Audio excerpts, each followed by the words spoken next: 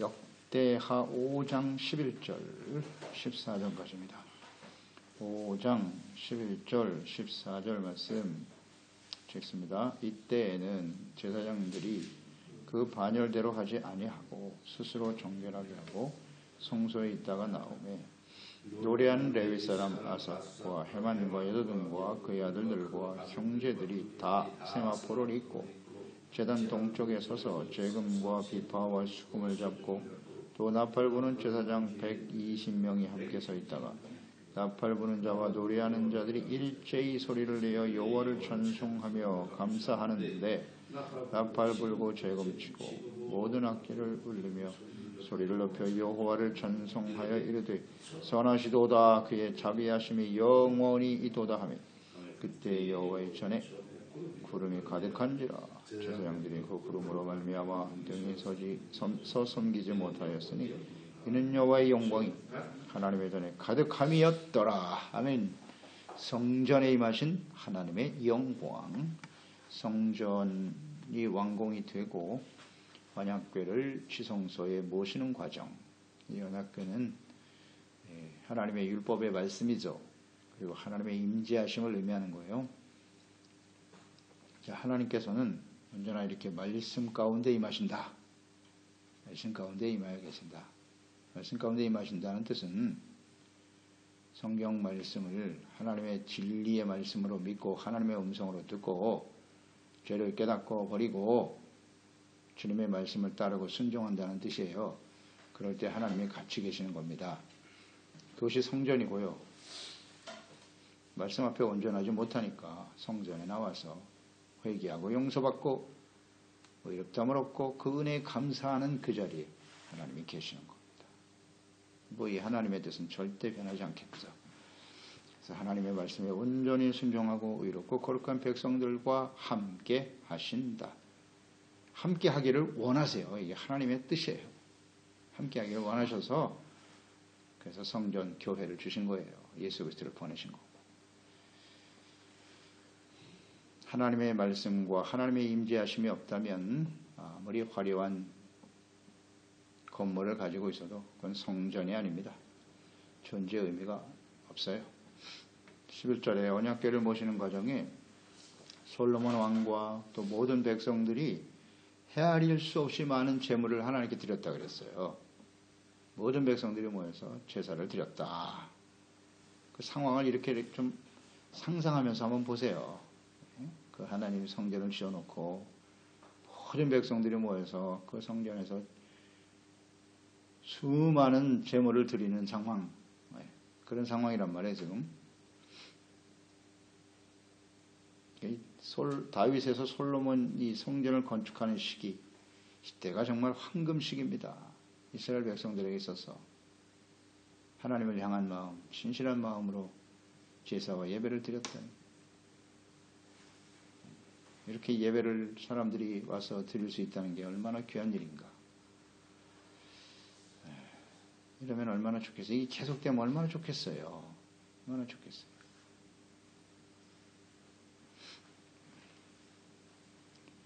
이에 제사장들이 반열대로 하지 아니하고 스스로 정결하게 하고 성소에서 나와 제사를 도왔다.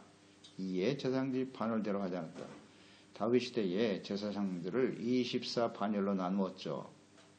나누어서 해마다 2주간씩 순차적으로 섬기도록 조직을 해 놓았어요.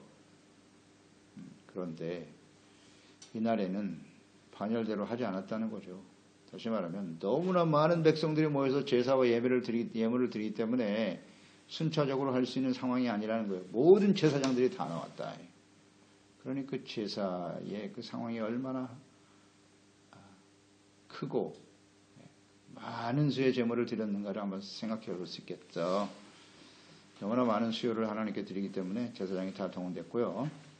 12절 13절에도 찬양하는 레위 사람들 나오죠. 아삽, 헤만, 여두둔, 그의 아들들과 형제들까지 거기도 다 그러잖아요. 다 세마포를 입고 재금, 비파, 수금, 나팔을 불고 일제히 소리를 높여 여호와를 찬송했다 그랬어요.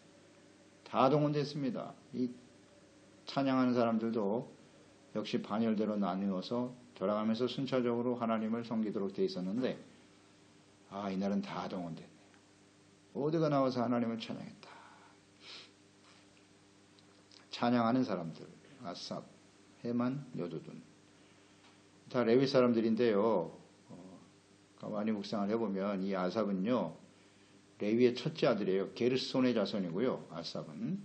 다음 헤만은요, 레위의 둘째 아들 그핫의 자손이에요. 특히 헤만 같은 경우는 역대상 25장 5절에 보면 이는 다 헤만의 아들들이니 나팔을 부는 자들이며 헤만은 하나님의 말씀을 가진 왕의 선견자였다 그랬어요. 찬양만 하는 게 아니라 왕의 옆에서 하나님의 말씀을 전해주는 선지자이기도 했다. 이 여두둔은 에단으로 불려지기도 하는데 에단은 레위의 셋째 아들인 무라리의 자손이에요. 이런 걸 보면 다윗 시대에 이어서 솔로몬 시대에도 그의 자손들이 성전에서 찬송을 담당하게 되었다는 걸 볼 수 있고요. 이 레위 자손의 세 아들들 가운데 모든 지파에서 한 자손씩을 하나님이 택하서 하나님을 찬송하게 하였더라. 이렇게 묵상이 되네요. 레위가 세 아들이 있었는데 찬송하는 사람들은 각 세 아들 가운데 자손들 가운데 다 나왔다. 이것은 무엇을 의미하느냐? 그러니까 레위 사람은 하나님을 섬기도록 부름받은 사람들인데 그 안에 제사장도 있고 성전에서 돕는 사람들도 있는데 찬양하는 사람들은 다 이렇게 똑같은 지파에서 다 나왔다. 그러니까 모든 사람들이 다 하나님을 찬양하고 주님을 섬기는 사람들이 레위 사람이에요. 그러니까 레위 사람은 하나님이 택하여 부른 사람들인데 예배하도록. 그러니까 모든 예배자로서 예수 그리스도 안에서 우리가 예배자로 부름받았잖아요. 각양 다양한 은사들이 있죠. 은사들은 다 다릅니다. 직임과 사명은 다르지만 찬양하는 일에 있어서는 다 같아야 된다. 모두가 다 하나님을 찬송해야 한다. 이런 걸 묵상하게 되네요. 그 역할과 사명이 아주 치대해요. 찬송할 수 있다는 것. 이건 하나님이 가장 기뻐하시는 일이에요. 그러니까 제사 옆에서 지금 그 상황을 보세요. 제사장들은 백성들이 막 제사를 올리고 있고요. 그 옆에서는 하나님을 찬송하고 있다고. 그러니까 찬송과 제사는 같은 거예요. 같은 겁니다. 예배와 찬송이 다른 게 아니에요. 같은 겁니다. 하나님께. 그러니까 감사와 찬송의 대상은 하나님이시고요. 여호와께 찬송했다 그랬고 거기에 모이는 솔로몬 왕을 찬송하는 것도 아니에요. 여호와를 찬양하라. 그 다음 찬송의 내용은 뭐죠? 선하시도다. 그의 자비하심이 영원히 있도다. 이 찬양의 내용입니다. 찬양의 내용은 언제나 두 가지를 포함하고 있어야 된다고 그랬죠. 하나는 하나님의 속성, 하나님이 누구신가, 예수 그리스도가 누구이신가를 찬송해야 돼요. 그거 빠지면 찬송이 아니에요. 또 하나는 그 하나님이 하신 일, 무슨 일을 하셨는가, 사역, 이 두 가지가 포함이 돼야 찬송인 거예요. 그러니까 선하시고 자비하심이 영원하시다. 그러니까 선하심과 자비하심은 하나님의 대표적인 속성이죠. 선이라고 하는 의미는 뭐죠? 선하다, 좋다, 이런 의미도 있지만 가장 핵심은 의예요. 공의. 의를 행하는 게 선입니다. 하나님은 언제나 의를 행하세요. 의를 행하십니다. 또 하나는 선하심. 자비하심은 인자하심, 사랑이죠. 공의와 사랑입니다. 이것이 영원하다, 영원하시다.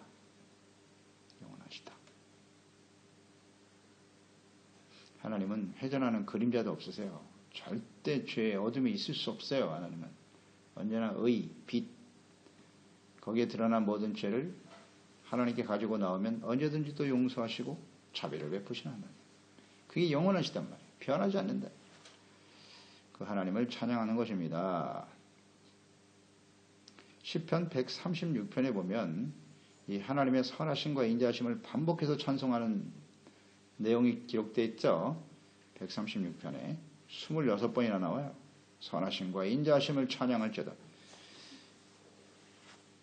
136편 1절로 5절만 간단히 보면 여호와께 감사하라. 그는 선하시며 그 인자하심이 영원하미로다. 선하심과 인자하심이 영원하신 하나님을 아는 사람은 어떻게 된다? 감사할 수밖에 없다. 감사. 그 다음 신들 중에 뛰어난 하나님께 감사하라. 그의 인자하심이 영원하니로다. 신들 중에 뛰어나신, 또 주들 중에 뛰어난 주께 감사하라. 인자하심이 영원하미로다. 뛰어나신 하나님, 인자하신 하나님, 모든 신들 중에 뛰어나신 유일하신 하나님, 홀로 기이한 일을 행하신 하나님께 감사하라. 그의 인자하심이 영원하도다. 지혜로 하늘을 지으신 이에게 감사하라. 인자하심이 영원합니다. 이 창조의 하나님이 쭉 나오거든요. 그 세상을 창조하신 것도 하나님의 선하심과 인자하심. 하나님이 하시는 모든 일은 선하심과 인자하심에 근거하는 것. 그러니까 우리가 하나님의 자녀와 백성이 돼요. 우리가 구원받은 것도 하나님의 선하심과 인자하심. 그렇지 않겠어요? 우리 같은 죄인이 하나님 앞에서 하나님을 예배하고 섬길 수 있다니. 이 하나님의 선하심과 인자하심이죠. 그리고 구원받은 이후에도 영원하다는 게 중요하죠. 구원받은 이후에도 얼마나 수많은 죄와 허물로 하나님의 마음을 아프게 합니까? 그런데 하나님은 또 용서해 주시고 인자하심과 자비하심이 영원하시죠. 그 하나님을 찬양할 수밖에 없어요. 이렇게 하나님을 찬양한다. 찬양의 내용을 잘 우리가 묵상할 필요가 있고요. 그러니까 성전을 짓고 하나님이 성전을 짓게 하신 거죠. 허락하시지 않으면 성전은 우리가 마음대로 지을 수 없어요. 그러니까 성소를 허락하셨다는 것은 그 선하심과 인자하신 하나님이 그곳에서 우리에게 영원토록 선하심과 인자하심을 베푸실 것이다. 이걸 지금 사모하는 겁니다. 사모하는 거예요. 이 하나님을 찬양하고 감사해야 합니다. 아멘. 잘 묵상해 보세요. 내가 바라는 하나님은 어떤 하나님이십니까? 내가 원하는 하나님은 어떤 분이세요? 내가 찬양하고 감사하기를 원하는 하나님은 도대체 어떤 하나님이십니까? 그냥 복을 주시는 하나님? 재물을 많이 얻게 하시고 세상에서 그런 하나님만 바라고 있지는 않나요? 그런 사람들이 대부분이겠지만 이렇게 진심으로 하나님이 선하시고 인자하시다는 거, 하나님의 공의 앞에 죽을 수밖에 없는 저희들을 또 용서해 주시고 자비와 공의를 베풀어 주시는군요. 내가 지금 이렇게 호흡하고 살아있는 것 자체가 하나님의 선하심과 인자하심 때문입니다. 이렇게 그 하나님을 진심으로 찬양할 수 있어야 된다는 거예요. 내가 오늘 교회 나가서 예배드리고 주님을 섬기는 것도 하나님의 선하심과 인자하심이요, 그 주님을 찬양하며 섬기기를 원합니다. 아멘입니다. 이걸 찬양해야죠. 내 뜻대로 해주시면 감사 찬양하다가 내 뜻대로 안다면 불평 원망하고, 이게 과거 이스라엘 백성들의 모습이죠. 오늘 우리의 모습이기도 하고, 역사 속에 계속 하나님의 백성들은 이 인자하심과 선하신 하나님을 찬양하지 않았어요. 찬양하지 않았어요. 자신의 유익이 된다면 그냥 우상도 끌어들이고 말입니다. 참 안타깝네요. 이게 계속 영원하다는 게 초점이에요. 영원하다는 사실을 잊지 마라. 그렇게 찬양을 드리고 있네요. 그러니까 하나님이 굉장히 기뻐하시는 거죠. 이런 찬양을 하나님 좋아하세요. 13절, 14절 솔로몬 왕과 모든 백성들이, 제사장들이 언약궤를 지성소에 모시고 제사와 찬송을 드릴 때, 그때잖아요. 그때 찬송을 드리고 있을 그때에 여호와의 전에 구름이 가득한지라. 성전을 지어놓을 때까지는 구름이 없었어요. 근데 언약궤가 모셔지고 그 다음에 제사를 드리고 찬양을 드릴 때, 그러니까 제사와 찬양은 연결성이 있다고 그랬죠. 제사라고 하는 건 속죄입니다. 하나님의 자비하심을 구하는 거예요. 그게 속죄 제사죠. 그럴 때 하나님이 용서해 주시고 그 은혜에 감사하여 찬송하는 거죠. 그게 예배입니다. 예배. 그러니까 이것이 온전히 이루어지고 있는 거예요. 지금 솔로몬 왕 때. 그러니까 하나님이 그때에 구름이 임하셨다 했어요. 구름이 나오네요. 구름으로 말미암아 여호와의 전에 구름이 가득하게 되었고, 그때라는 걸 잘 우리 묵상해야 돼요. 속죄제사, 선하심과 인자하심을 찬양할 때 하나님이 임하셨다는 거예요. 임하셨다. 구름으로 말미암아 더 이상 서서 능히 섬기지 못했다. 이는 여호와의 영광이 하나님의 전에 가득함이었더라. 구름이 임했다. 구름이 임하는 의미는 무엇인지 아시겠죠? 하나님의 임재하심이에요. 그곳에 하나님이 계신다. 그것을 사람들에게 나타내 보이시려고 구름으로 나타나신 거예요. 이게 시각적 효과죠. 하나님은 눈에 보이시지 않으니까 구름으로 임하시면서 깨닫게 하셨다. 이 장면은 출애굽기 40장이죠. 모세가 하나님의 말씀대로 성막을 지었을 때와 같아요. 40장 33절 36절에 그는 또 성막과 제단 주위들에 포장을 치고 뜰문에 휘장을 다니라. 모세가 이같이 역사를 마치니 다 마쳤을 때 구름이 회막에 덮이고 여호와의 영광이 성막에 충만하며 똑같죠? 구름이 임하고 영광이 성막에 충만했다. 모세가 회막에 들어갈 수 없었으니 모세도 못 들어갔어요. 이는 구름이 회막 위에 덮이고 여호와의 영광이 성막에 충만함이었으며 구름이 성막 위에서 떠오를 때는 이스라엘 자손이 행진했고 구름이 머무르면 거기에 머무르고 하나님의 인도하심을 따라 살게 되었다. 이렇게 연결되죠. 그러니까 하나님은 어디에 계신다? 성소, 성막, 언약궤, 말씀 위에 하나님의 백성들이 말씀 앞에 죄를 깨닫고 회개하고 용서받고 의롭다함을 얻어 감사와 찬양과 영광을 돌리는 그 자리에 하나님이 계신다. 그리고 하나님이 함께 하신다고 하는 것은 하나님의 인도하심을 따른다는 뜻이에요. 따른다는 뜻입니다. 계속 묵상되는 바이지만요. 하나님께서 우리와 함께 하시기를 원하세요. 우리 날마다 기도하잖아요. 뭐 찬양도 드리고 하나님이 함께하여 주시옵소서 함께 하심을 믿습니다. 하나님이 함께 하시려면 어떻게 해야 되는데요? 그거 아는 사람 몇이나 될까? 궁금해요. 하나님이 함께 하시면 찬양을 많이 드리더라고. 묻고 싶어요. 어떻게 하면 하나님이 함께 하실까요? 그냥 내가 원한다고 해서 하나님이 함께 하실까요? 그렇게 생각하는 분들이 많은 것 같아요. 그저 주여 함께하여 주시옵소서 하면 하나님이 함께 하실 것 같아요. 스스로 그렇게 믿어. 주여 하나님은 나와 함께 하실 줄로 믿습니다. 그러다가 이스라엘이 망했습니다. 잊지 말아야죠. 내가 원한다고 해서 되는 게 아니에요. 하나님의 뜻대로 움직여야죠. 이렇게 철저하게 하나님의 성전에 나와서 회개하고 말씀 앞에 자신의 죄를 깨닫고 돌이키고 용서받고 은혜에 감사하고 찬양할 때 그냥 찬양만 드린다고 해서 임하는 건 아니에요. 하나님이 이스라엘의 찬양 중에 거하신다 하셨는데 그 찬양과 제사와 예배가 연결성이 있어야 돼요. 그 찬양의 내용이 뭔데 잘 모르는 분들이 많아요. 의외로. 그러니까 하나님이 함께하는 것 같지만 결국 혼자 사는 거예요. 자기 힘으로. 그러니까 인생이 피곤하죠. 더 나아서 오늘 구름이 임하셨다. 구름이 움직이면 같이 따라다니고 서면 서는 거고. 그러니까 하나님이 함께하는 삶이란 뭐냐면 철저히 하나님의 뜻에 따르는 걸 의미해요. 그저 내가 원하는 대로 하나님 따라오세요가 아니라 하나님이 나와 함께 하시면 내가 어디로 가든지 다 따라올 것 같죠? 그렇지 않아요. 여호수아 1장에도 잘 보세요. 내가 여호와의 율법을 잘 듣고 주야로 묵상하고 그 기록한 대로 다 지켜 행하라가 전제 조건이에요. 그러면 내가 너와 함께 할게. 잊지 말아야 합니다.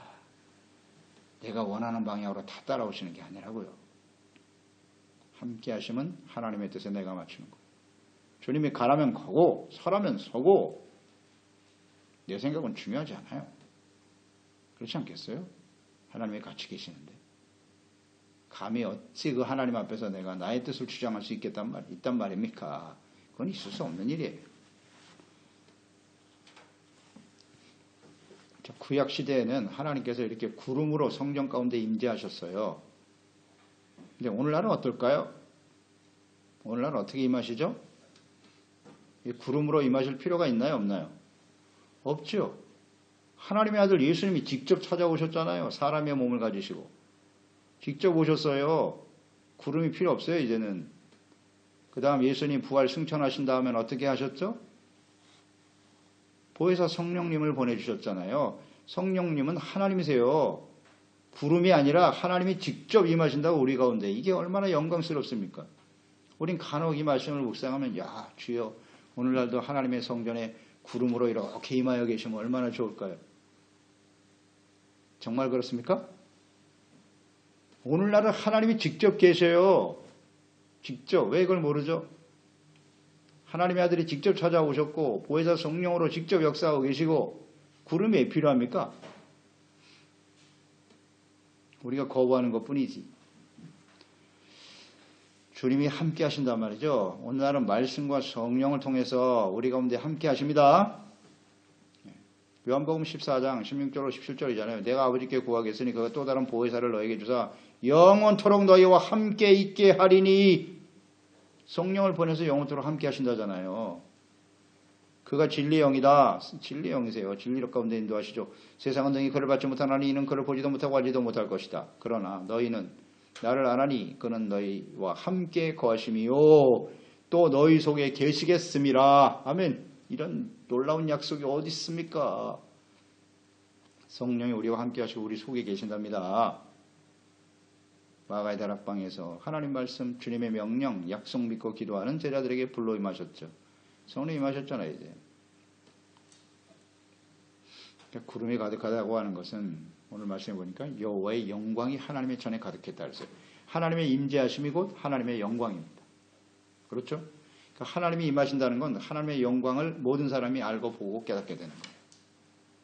맞습니까? 이 말씀을 잘 보세요. 구름이 임했다는 것을 여호와의 영광이 가득했다라고 표현했어요. 하나님이 임재하에 계신 곳에는 하나님의 영광이 나타나요. 맞습니다. 이건 절대 진리예요. 그러니까 우리가 하나님의 영광이 올라 어떻게 임하느냐? 예수 그리스도 안에서 임하는 것이고요. 말씀 안에서 성령이 우리 가운데 임하심으로써 하나님이 우리 가운데 임재하신다고요. 그러니까 우리가 예수를 믿고 거듭나고 말씀과 성령으로 거듭나서 성령의 충만함과 인도하심을 따른다는 것은 무엇을 의미하는 것이뇨? 하나님이 우리와 함께 하심으로써 사람들이 우리를 통해서 하나님의 영광을 보게 된다는 뜻입니다. 아멘. 그게 하나님의 임재하심의 증거예요. 우리가 어떻게 그럼 주님과 하나 될 수 있습니까? 요한복음 15장 5절 이하에 나는 포도나무 너는 가지인데 그가 내 안에 내가 그 안에 거하면 그 사람이 열매를 많이 맺나니 나를 떠나서는 너희가 아무것도 못한다. 너희가 내 안에 거하고 내 말이 너희 안에 거하면 무엇이든지 원하는 대로 구하라. 그러면 이루리라. 너희가 열매를 많이 맺으면 내 아버지께서 영광을 받을 것이고. 여기 나오잖아요. 열매를 맺어야 하나님께 영광을 받으신다. 그리고 너희는 내 제자가 되리라. 주님과 우리가 연합되어질 때, 하나 되어질 때 열매를 맺고 하나님의 영광을 받으신다. 영광을 나타냅니다. 그 어떻게 가능하냐? 요한복음 14장 20절. 이건 뭐 중요한 말씀이니까 계속 묵상하고 마음속에 담아둬야 돼요. 20절에 그날은 보혜사 성령을 보내주시겠다고 약속하신 그날이에요. 성령이 오시면 내 아버지 안에, 내가 아버지 안에, 너희가 내 안에, 내가 너희 안에 있는 것을 너희가 알리라. 아버지와 예수 그리스도 우리가 이렇게 하나 되어지. 이걸 가능하게 하시는 분이 누구냐? 보혜사 성령님. 그래서 성령님이 중요한 거예요. 성령을 알지도 못한다? 그렇다면 어떻게 하나님과 함께 할 수 있어요? 성령이 임재하시고 우리 가운데 거하신다는 사실을 인정해야죠. 깨달아야죠. 그러면 어떻게 해요? 주님이 우리 안에 계시고 우리가 주님 안에 있으면 어떻게 된다? 뭐가 나타나요? 열매가 나타나잖아요. 그 열매가 나타나야 하나님의 영광을 나타내는 거죠. 그 영광은 뭐냐? 열매는 마태복음 5장 16절 너희는 세상 빛인데 너희 착한 행실로 사람들에게 비추어 빛이잖아요. 빛, 착한 열매 하나님 아버지께 영광을 돌려라. 착한 행실이잖아요. 착한 행실이 열매죠. 그 착한 행실은 곧 빛의 열매와도 같죠. 착함, 의로움, 진실함, 성령의 열매 이런 것들이 나타나는 거예요. 자연스럽게. 그래서 그게 하나님의 영광으로 드러나게 되는 거죠. 하나님의 성령 우리 가운데 계신다. 고린도전서 6장 19절로 20절이에요. 너희 몸은 너희가 하나님께로부터 받은 바 너희 가운데 계신 성령의 전인 줄 알지 못하느냐? 이제 몸이 성전이에요. 너희는 너희 자신의 것이 아니니라 값으로 산 것이 되었으니 그런즉 너희의 몸으로 하나님께 영광을 돌려라. 하나님이 여기 계시다는 거예요. 그러니까 이 몸이 성전이기 때문에 이것을 가지고 하나님께 영광을 돌려라. 어떻게? 착한 행실, 빛된 삶, 성령의 열매 이런 열매를 통해서 하나님께 영광을 돌리는 거예요. 그런 모습을 볼 때 사람들이 우리를 보고 저 사람들은 하나님이 함께 하시는 사람이군. 계속 강조됩니다. 하나님이 임하여 계시고 함께 하시는 것이 곧 하나님의 영광으로 나타나는 거예요. 크고 화려한 교회. 세상에서 뭐 대단한 사람들이 모여 앉아 있다고 그래서 그 영광이 되는 게 아닙니다. 이거 왜 모르죠? 하나님이 거기 계셔야 돼요. 그래서 그 말씀 앞에 깨닫고 돌이키고 의와 착한 행실과 빛된 삶을 통해서 사람들에게 하나님이 함께 하시는구나. 이게 영광인데 말입니다. 주님이 함께 하신다는 것은 말씀과 성령 가운데 역사하신다. 예수 그리스도 안에 있을 때 함께 하신다는 거 잊지 말고요. 하나 더 마태복음 18장 19절로 20절이죠. 중요한 말씀드립니다. 이거 잘 알고 있어야 돼요. 진실로 다시 너희에게 이르노니 너희 중에 두 사람이 땅에서 합심하여 무엇이든지 구하면 하늘에 계신 내 아버지께서 그들을 위하여 이루시리라. 두세 사람이 내 이름으로 모인 곳에는 나도 그들 중에 있느니라. 중요한 말씀이죠. 두세 사람이 내 이름 예수 그리스도를 믿고 주님의 이름으로 모여서 뭐 하는 거예요? 기도하는 거예요. 하나님 앞에 합심으로 기도하고 하나님의 나라와 뜻이 이루어지도록 주님의 영광을 위해서 기도하는 그 자리에 하나님은 계신다. 아멘. 성령으로 함께 하시고 말씀 가운데 계시고 합심, 공동체 이게 중요해요. 합심하여가 중요합니다. 합심하여 함께 모여 기도할 때 임하신다. 말씀대로 됐잖아요. 사도행전 1장에 예수님의 성령 세례에 대한 성령 받을 것을 약속하시고 명령하신 일에 순종하여 120명이 모여서 전력 기도에 힘쓰니라. 전혀 기도에 힘썼잖아요. 같이 같은 마음을 같이 하여 그랬어요. 거기도 마음을 같이 해서 오직 하나님의 영이 임하시도록 기도했더니 성령이 임하시면서 함께 하셨다. 참 감사하죠. 마음을 같이 하는 게 중요해요. 뜻이 같아져야 돼요.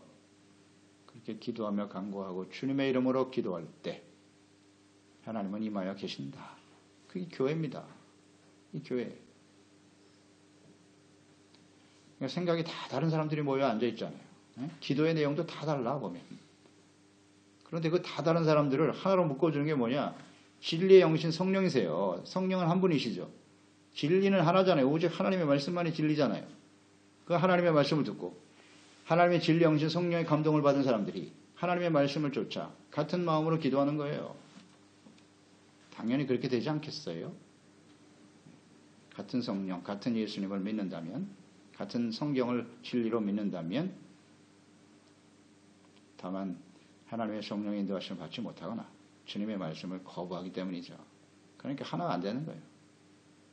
하나가 안 돼요.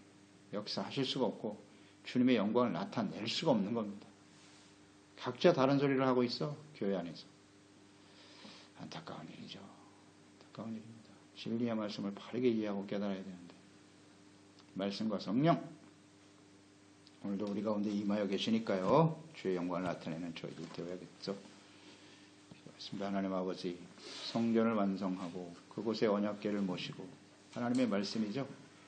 임하여 계시고 많은 백성들이 그 말씀 앞에 자신의 죄를 깨닫고 회개하며 속죄의 제사를 드렸고 용서와 은혜를 구하며 인자하심과 선하신 하나님을 찬양하는 그 자리에 하나님이 구름 가운데 임하셨네요. 그것이 바로 성전이죠.